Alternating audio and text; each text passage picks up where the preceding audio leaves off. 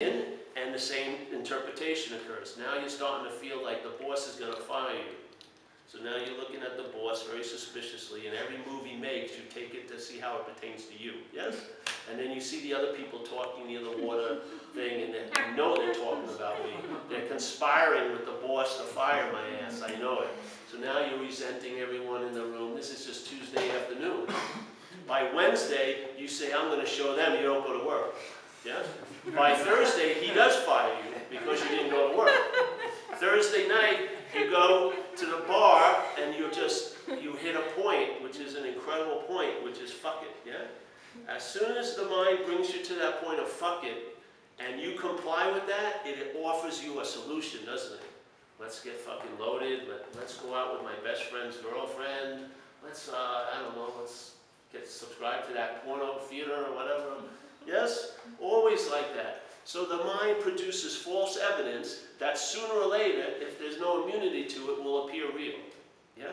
Now, for false evidence to appear real, it has to have a you to appear real too, because it's not real. Yes? So because this is a subjective experience, your subjectiveness will make something appear to be true or false. That's why it says in the book, in the beginning, one of the forewords, it says, we are 100 men and women who have recovered from a seemingly hopeless state of mind and body. Seemingly means it appears to be true or false to you. Yeah? So your role in the disease is huge because it will be a hopeless state of mind and body. And if it's a hopeless state of mind and body, that's like almost a permanent fucking. So you're just going to keep getting loaded no matter fucking what because you don't see it ever going to get better. Yes? But it's a seemingly hopeless state of mind and body.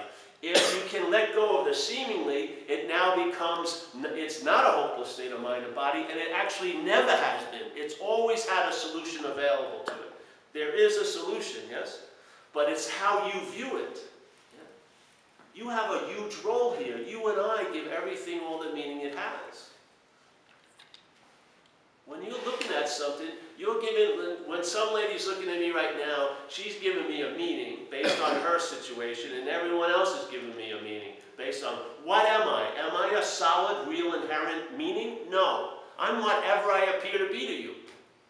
And vice versa, you to me. Yes?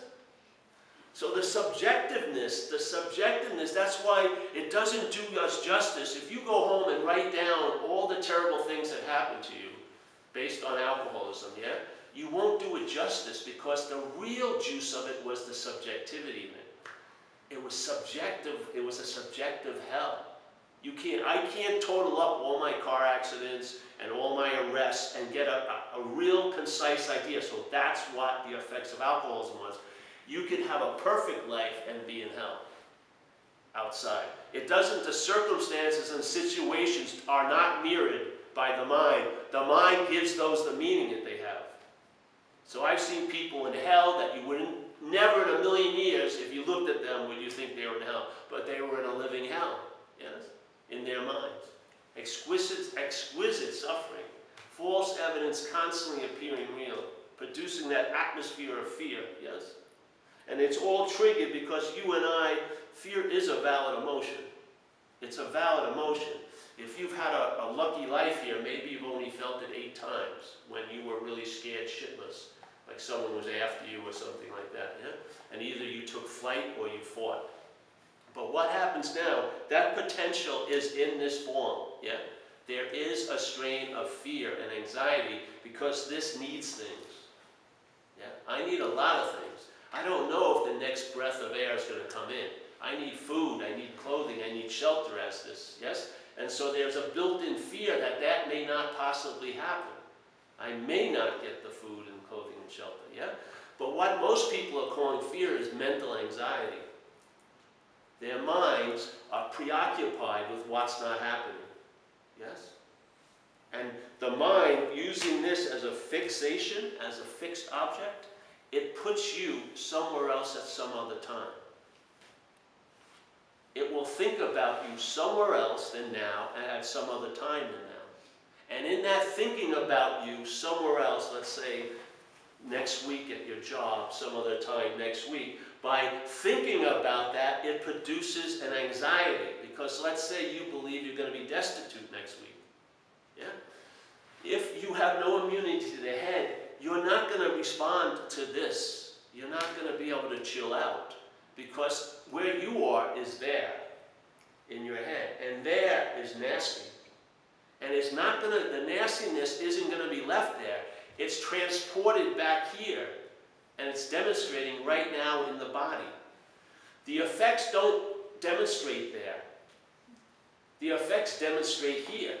So you'll be shut down here with no reason whatsoever, but you're not responding to here. You're reacting to there. Yes? The mind has to have you as a body so it can fixate around it. Yes? You can't think of yourself as a spirit. And you definitely can't place spirit somewhere else at some other time. Can you? But a body you can.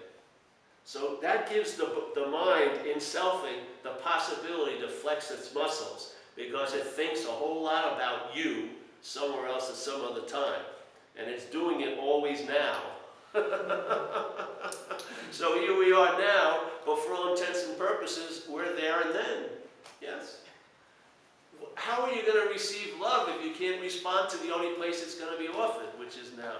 How are you going to sense a spiritual condition or live as a spiritual condition if you're not where the only spiritual condition is, which is now? How are you going to have a sense of a higher power? You're not going to have a higher power in the future and the past. Nothing goes with you there. No higher power goes with you in your future worries. No fucking way. And it doesn't go into your past. It's only a present verb, the higher power. So there is, let's say, one requirement. You've got to sort of be in the vicinity of now to have that sense of presence, because it defines the word. It's present. The mind's occupation is not present. Its occupation is to think about the past and the future. Yes? If you look at your thought system, what does it value? Does it value now? Or does it value time? And what's the highest form your thought system can picture you as? A body. Doesn't it? It pictures you as a body. When it thinks about you, what is it thinking about you as? A body. Yes? That's the limitation of the system. It cannot think outside the box. You're never going to think yourself into a spiritual condition.